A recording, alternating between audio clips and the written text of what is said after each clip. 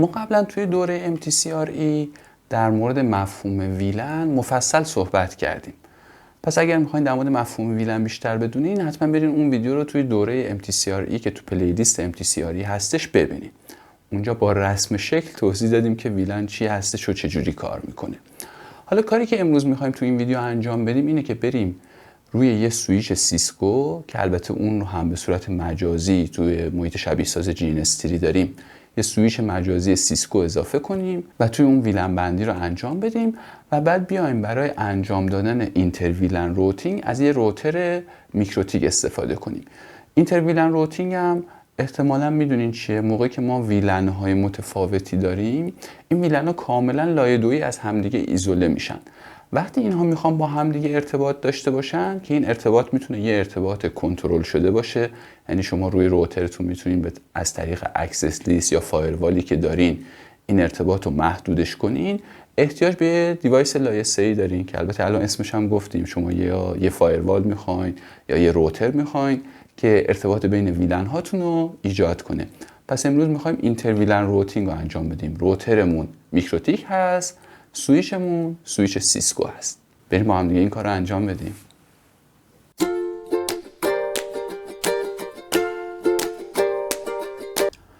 من اومدم داخل نرم افزار جینستری و میخوام الان اینجا یه سویچ سیسکو اضافه کنم، بیام 2 تا ویلن تعریف کنم، چند تا پیسی رو بذارم تو ویلن های متفاوت. میام چیکار میکنم؟ این قسمت نرم افزار جینستری روی دیوایس ها کلیک میکنم، لیست دیوایس ها رو برام میاره. قبلش من بگم که در مورد نرم افزار جینستری یا حالا شبیه ساز دیگه اگه شما استفاده میکنین ایونجی یا پینت لب، ما 3 تا پلیلیست داریم که توی اونها اینها رو کامل توضیح دادیم. گفتیم چجوری میتونین روتر میکروتیک بهشون اضافه کنین، چجوری میتونین روتر سیسکو بهشون اضافه کنین، سویچ سیسکو اضافه کنین. پلیلیستاش کامل هست، پس حتما اون ویدیوها رو نگاه کنین. من میام چیکار میکنم؟ یه دونه سویچ سیسکو اول اضافه میکنم. این سویچ سیسکو رو از اینجا میگیرم، درگ دراپ میکنم اینجا، سویچ هم اضافه میکنم. اسمشو بذاریم من عوض کنم. اسمشو مثلا میذارم S1، یه مقدار کوچیک‌تر بشه این اسمش. اینو میگم استارت بشه. حالا میرم دیوایس هام اضافه میکنم. مثلا میام چند تا ویرچوال پی سی اضافه میکنم. 1 2 3 و 4. مثلا میخوام این دوتا رو توی یه شبکه قرار بدم، یه ویلن. این دوتا رو هم توی یه ویلن دیگه قرار بدم. میام اتصال فیزیکیشون رو برقرار میکنم. اتر 0 این به عنوان مثال بخوره به گیگ 01. این یکی اتر 0ش بخوره به گیگ 02. این یکی بخوره به گیگ 03. این یکی رو هم میزنیم به گیگ 10. حالا این پورت ها هم که اینجا داره به من نشون میده رو من میام مرتبشون میکنم که راحت تر دیده بشن. این یکی اینجا بود و این هم اینجا. خب حالا این پورت ها هم اگه بخوام ببینم یا نبینمشون کافی اینجا کلیک کنم، اطلاعاتش حذف میشه، دوباره کلیک کنم اطلاعاتش میاد.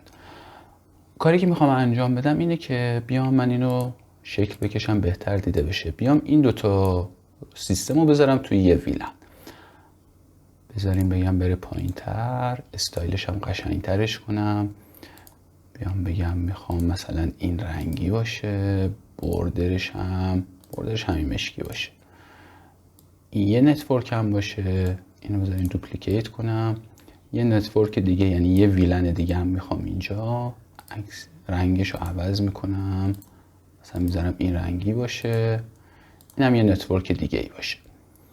چای رنگ چشم اذیت میکنه، بذارین استایلش رو عوض کنم، یه رنگ دیگه بذارم، اینو میذارم این رنگی باشه. خب میخوام برای این شبکه بالاییم یه رنج آی پی در نظر بگیرم. مثلا اولا بگم اینا ویلن شماره 10 هستن، رنج آدرسشونم هست 192 168 10/24. اینم میخوام بگم که رنج آدرس هاشون هستش.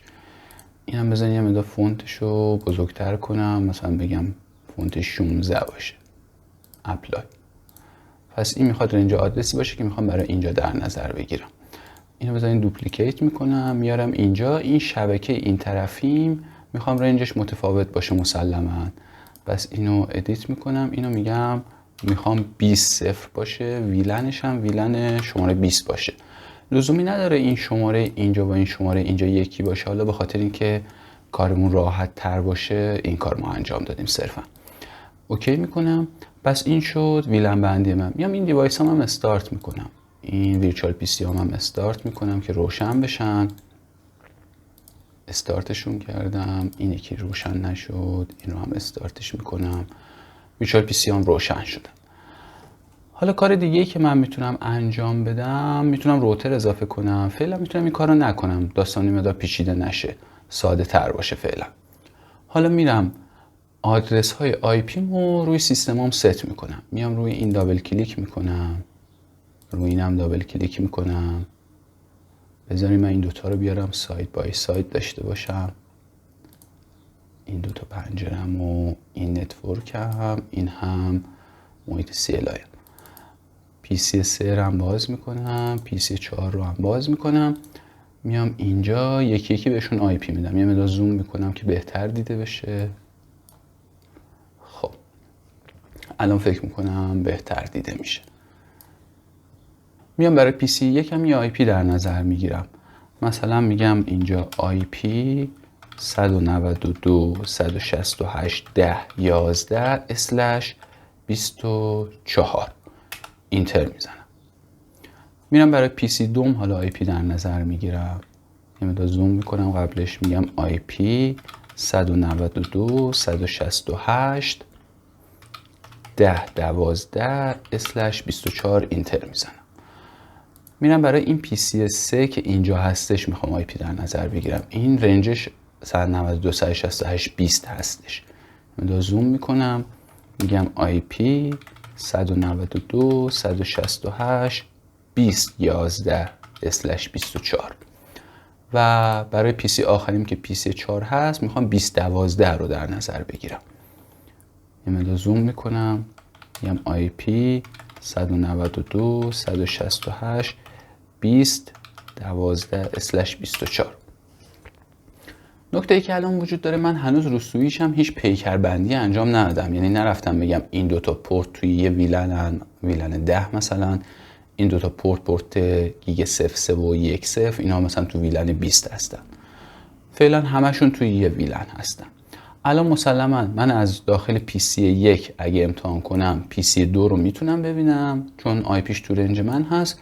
پی سی 3 و پی سی 4 رو نمیتونم ببینم چون آی پیش تو رنج من نیست. البته با این آی پی هایی که وجود داره اگه مثلا من برم یه آی پی دیگه ای ست کنم روی این پی سی که تو رنج اینها باشه، به سادگی میتونم ببینمشون چون ویلن فعلا برای من تعریف نشده و این سویچ برای من محدودیتی رو اعمال نمیکنه، یعنی نیومده اینها رو ایزوله کنه. فعلا من میام یه تست میگیرم اینجا رو پی سی،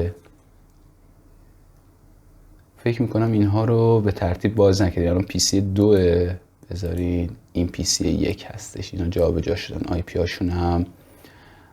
حالا اشکال نداره، ما برای پی سی 1 رفتیم آی پی 10.12 رو ست کردیم، برای پی سی 2 اومدیم 10.11 رو ست کردیم.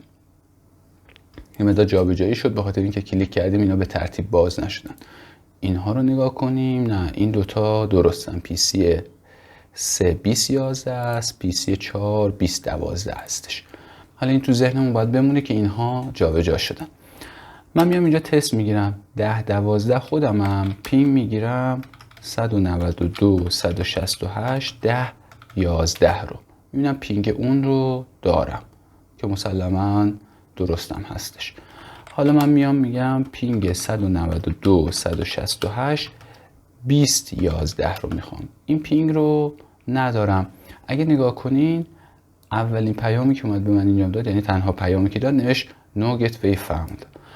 علتش اینه که این چون تو رنج خودش نیست، برای این سیستم ما باید یه دیفالت گتوی داشته باشیم تا این بره سمت دیفالت گتویش که یه روتر هستش و از اونجا به اون شبکه‌ای که متفاوت هست برسه. اما ما هیچ دیفالت گتوی ست نکردیم و هیچ دیفالت گتوی هم تو این شبکه نداریم عملا. بذارین قبل از این که حالا بریم سراغ روتر و کانفیگ روتر، بریم سراغ تنظیمات سویچمون. من میام روی این سویچ هم دابل کلیک میکنم، محیطش برای من باز میشه، من زوم میکنم من بهتر دیده بشه، چند تا اینتر میزنم، میگم انیبل که برم داخل پریویلیج مود، کانفتی میزنم، برم داخل گلوبال کانفیگوریشن، ویلنامو تعریف میکنم. میگم ویلن 10، مثلا نیم اینو میذارم آیتی. این اختیاریه، حالا صرفا به خاطر اینکه یه مقدار معنا داشته باشه. میام بیرون یه ویلن دیگه تعریف میکنم، میگم که ویلن 20، اسم اینو مثلا یه دپارتمان دیگه ای اگه داخل شرکتمون داشته باشیم، مثلا میگیم فایننس، میزنیم اینجا. حالا کافیه من بیام بیرون و برم تنظیمات پورت هامو انجام بدم. من میخوام این دوتا پورت رو، یعنی گیگ 01 و گیگ 02 رو بگم عضو ویلن 10 هستن. میام چیکار میکنم؟ میگم اینترفیس رنج، به خاطری که برای هر کدومشون جدا جدا تنظیمات انجام ندم، از کامند رنج استفاده میکنم. میگم گیگ 01-2، یعنی از 01 تا 02. حالا میگم سویچ پورت مود اکسس، یعنی میگم این میخواد یه پورت اکسس باشه. اکسس یعنی اینکه به یه ان دیوایس وصله، به یه پی سی وصله، به یه پرینتر وصله، یه دیوایس اینطوری. در مقابلش ترانکو داریم که حالا بعدا در موردش صحبت میکنیم. اون معمولا برای این استفاده میشه که وقتی این سویچ رو شما بیاین به یه سویچ دیگه وصل میکنین و یا به یه روتر وصل میکنین. میگم سویچ پورت مود اکسس، پس بعد میگم سویچ پورت اکسس ویلن 10، همون ویلنی که ساختم. یعنی میگم اینها عضو ویلن 10 هستن، این دوتا پورتی که اینجا هستن. حالا میرم برای پورت های پایینی و یعنی برای پی سی 3 و پی سی 4 هم این کارو میکنم. میام بیرون میگم اینترفیس رنج گیگ 03. با این کامند من میتونم کاما هم بزنم، بگم مثلا گیگ 10. حالا این دوتا پورت رو با اینکه پشت سر هم نبودن من میتونم یه جا کانفیگشن کنم. میگم سویچ پورت مود اکسس، سویچ پورت اکسس ویلن 20. اینا میخوام داخل ویلن 20 باشن. پیکر بندی ها من میرم سیو میکنم، رایتو زدم که سیو بشه. میتونم الان یه شو کانف بگیرم ببینم پیکر بندی هامو. اگه اینجا نگاه کنیم این 4 تا پورت رو براشون تنظیمات انجام دادیم. دوتای اول و 01 و 02 رو گفتیم جزء ویلن 10 هستن. این دوتای بعدی یعنی 03 و 10 رو گفتیم عضو ویلن 20 هستن. الان اینها کاملا از هم ایزوله شدن، یعنی لایه دویی ایزوله شدن. حتی اگر ما الان بریم مثلا روی پی سی یکمون بیام یه آی پی بذاریم تو رنج این پایینی ها، تو رنج 20 آی پی بذاریم، دیگه نمیتونیم ببینیمشون. حالا قبلش ما امتحان نکردیم، اما مسلما قبلش اگه ما میرفتیم رنجای اینها رو یکی میکردیم همدیگه رو میدیدن، اما الان این اتفاق نمیفته. میتونیم تستش کنیم.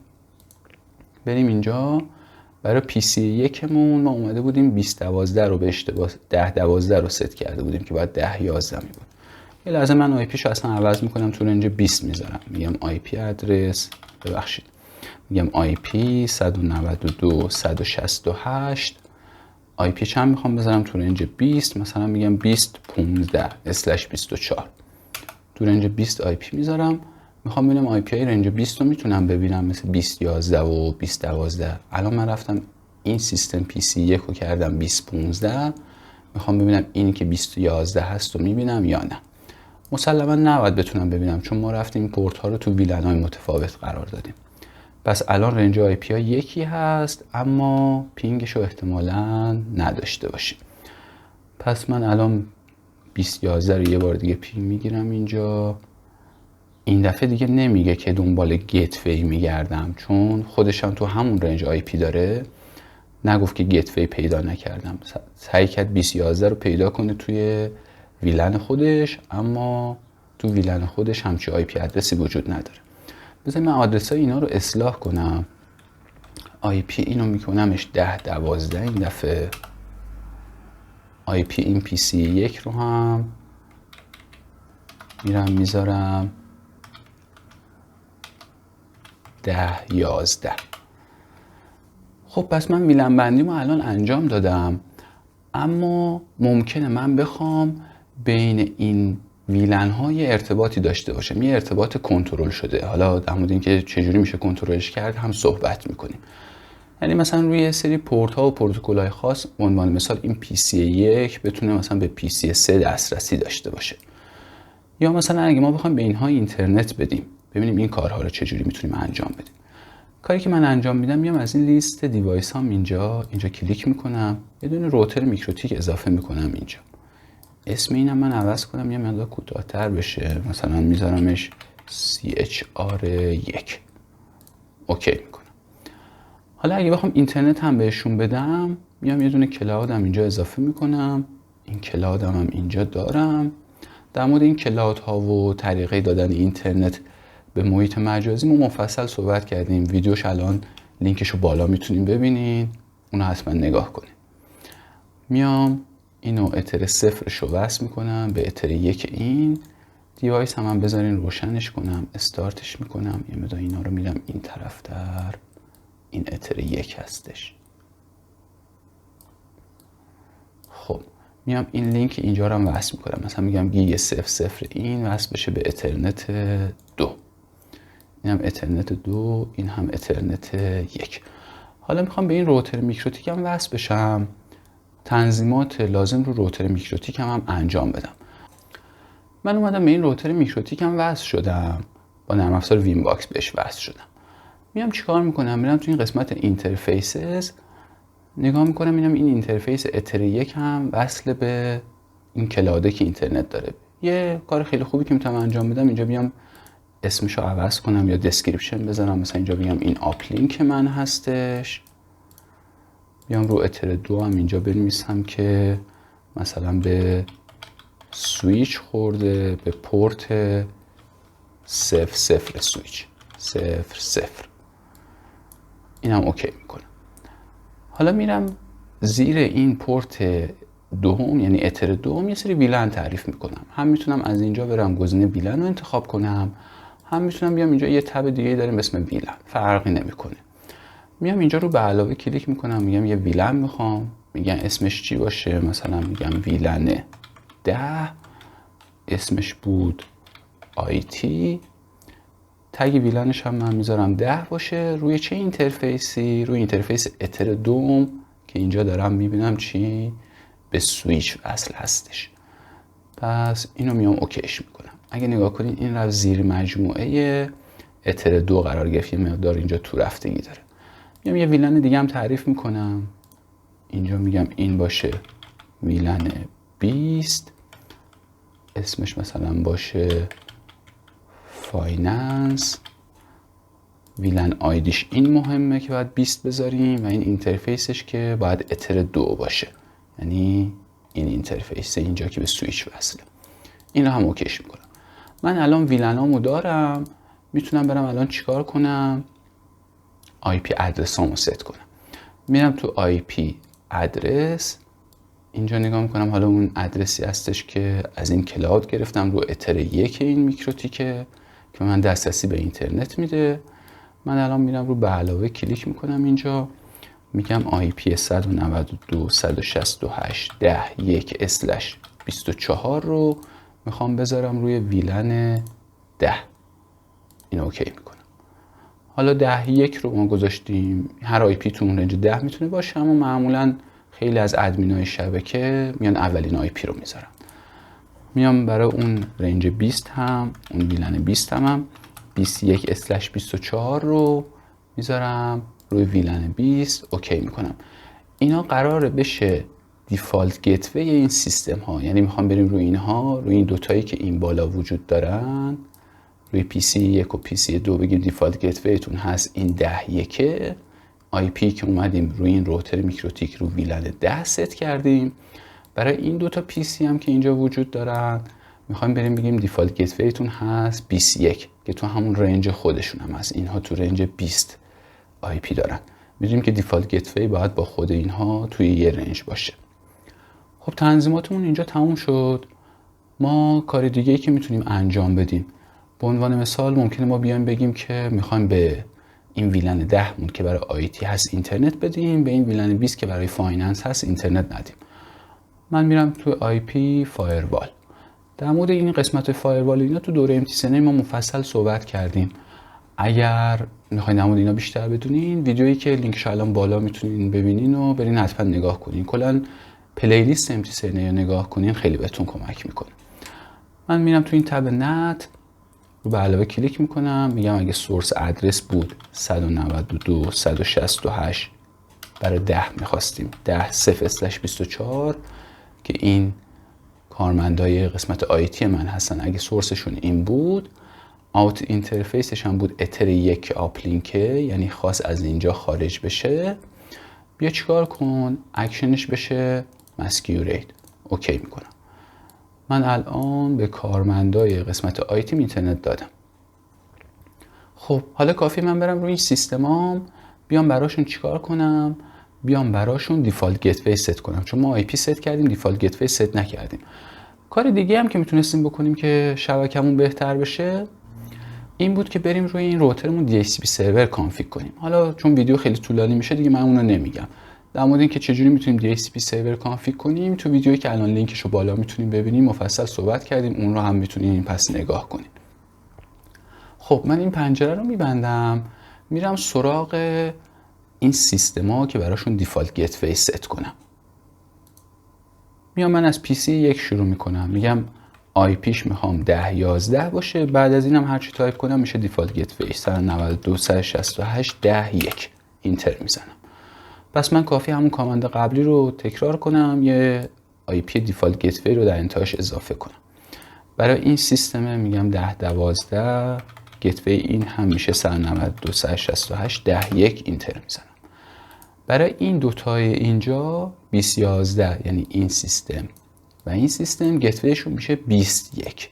هر دوی اینها روی این روتر میکروتیک ما قرار دارن که زیر مجموعه این اتر 2 شدن. پس من همون کامند رو تکرار میکنم، گتویشون هم شد 21 192.168.21 اینتر میزنم.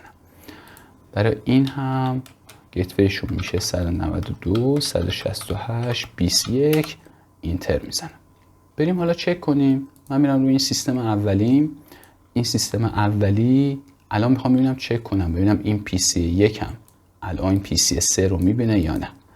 میگم پینگ کن 192.168.20.11 رو ببینیم میبینه نمیبینه. ما یه چیزی رو یادمون رفت انجام بدیم، تنظیم کردن این پورت گیگ 00 روی سویچ. این پورت ها رو ما اگه خاطرتون باشه اومدیم به عنوان اکسس کانفیگ کردیم، گفتیم اینا به ان دیوایس وصل میشه و ترافیک یه ویلن رو فقط رد میکنه از خودش، که اینجا حالا ویلن 10 بود، اینجا هم چی بود؟ ویلن 20 بود. البته کلا ترافیک حالا خیلی بخوایم تکنیکال بگیم آن تگد هستش. این پورت اینجا هم باید یه پورتی باشه که ترافیک ویلن‌های مختلف رو رد کنه و تگ هم داشته باشه. اصطلاحش میگم باید پورت ترانک باشه. پس من میرم این گیگ 00 رو اینجا به عنوان ترانک پیکر بندی میکنم. میام اینجا این آخری فکر کنم سویچ هم بود، میرم توی گلوبال کانفیگوریشن، میرم توی اینترفیس گیگ 00 میگم سویچ پورت مود ترانک. احتمالاً این پلتفرم به من الان یه خطایی میده که قبلش باید پروتکل ترانکینگ رو انتخاب کنید. بذارین اینتر بزنم، درسته. حالا پروتکلی که وجود داره 802.1q هستش یا بهش میگن .1q که قبلا یه پروتکل دیگه هم وجود داشته، الان دیگه تقریبا منسوخ شده. اما حالا تو بعضی پلتفرم ها همچنان به شما میگه که اون پروتکل رو مشخص کنید. من کافیه بگم سویچ پورت ترانک انکپسولیشن .1q، بعد بیام کامند قبلی میگه همون سویچ پورت مود ترانک رو بزنم، این دفعه از من قبول میکنه. پس من این کانفیگ روترم هم انجام دادم، این پورت رو به عنوان پورت ترانک کانفیگ کردم. خب الان کاری که باید انجام بدم برم دوباره اینجا تستمو بگیرم، تست بگیرم ببینم پینگ نه پی سی 1 بودش. میرم روی پی سی 1 ببینم پینگ 2011 رو دارم یا نه. دارم. از روی این پی سی 1 پینگ پی سی 3 رو میگیرم که توی ویلن دیگه است. این دفعه که امتحان میکنم میبینم پینگش رو دارم. بذارین تریس بگیریم ببینیم مسیرش چجوریه. من میگم تریس 192.168.20.11 اینتر میزنم. اگه نگاه کنین گام اول نوشته 1 اینجا، رفت 192.168.10.1. 10.1 کیه؟ این روترمه روی ویلن 10ش که زیر مجموعه این اتر 2 بود آی پی 10.1 رو ست کرده بودیم. پس یعنی ترافیک از اینجا رفت رو سویچ و از اینجا رفت رو روتر، بعدش اومده کجا؟ گام دوم 2011 اینه، یعنی دوباره از این روی این روتر برگشته اومده رو سویچ و رسیده به این پی سی 3. اگه بخوایم توضیح بدیم با رسم شکل، مسیر حرکتش اینجوری میشه. وقتی این پینگو انجام داده از روی این سیستم اومده رفته روی روتر، اینجا روتینگ انجام شده، بعد رفته رو اینجا برگشته رسیده به این مقصدش. ترافیک برگشت هم دقیقا همین مسیر رو طی میکنه. خب بذاریم من این صفحه رو پاک کنم. حالا تست بکنیم ببینیم اینترنت داریم یا نه. پینگ میگیریم 888 که دی ان اس سرور گوگل هست. ببینیم اینترنت هم داریم. این پی سی 1 دو دپارتمان آیتی هست، ما خواستیم بهش اینترنت بدیم. اینجا نت نوشتیم برای رنجش. حالا اگر من بیام از رو پی سی 3 به عنوان مثال تست بگیرم، چون براش نت ننوشتیم اینترنت نباید داشته باشیم. پینگ میگیرم 888 و اینجا تایم اوت بهمون میده. ما گفتیم میتونیم ارتباط کنترل شده‌ای بین این مثلا ویلن 10 و ویلن 20 داشته باشیم. مثلا پی سی 1 الان داشت پی سی 3 رو میدید. اگر بخوایم نبینه کافیه بریم داخل این روتر میکروتیکمون، تا قسمت فایروالش رول بنویسیم و محدودیت ایجاد کنیم. اگر میخواین در مورد فایروال هم یاد بگیریم، ویدیویی که الان لینکشو بالا میتونین ببینین و نگاه کنین. اونجا ما در مورد فایروال هم صحبت کردیم. پس این شد از اینتر ویلن روتینگ. زمانی که ما سویچمون سیسکو هست، روترمون هم میکروتیک هستش. حالا با جای این روتر میکروتیک ما میتونستیم مثلا روتر سیسکو هم داشته باشیم یا یه فایروال داشته باشیم، مثل فایروال مثلا فورتیگیت یا هر برند دیگه. خیلی ممنونم که وقت گذاشتین این ویدیو رو نگاه کردین. حتما پلیلیست های ما رو نگاه کنین، پلیلیست MTCNA مون رو نگاه کنین که بهتون خیلی کمک میکنه. پلیلیست های مربوط به آموزش جینستری، ایونجی و پینت لب رو نگاه کنین تا بتونین هر آزمایشی در مورد شبکه خواستین و توی محیط مجازی به راحتی انجام بدین.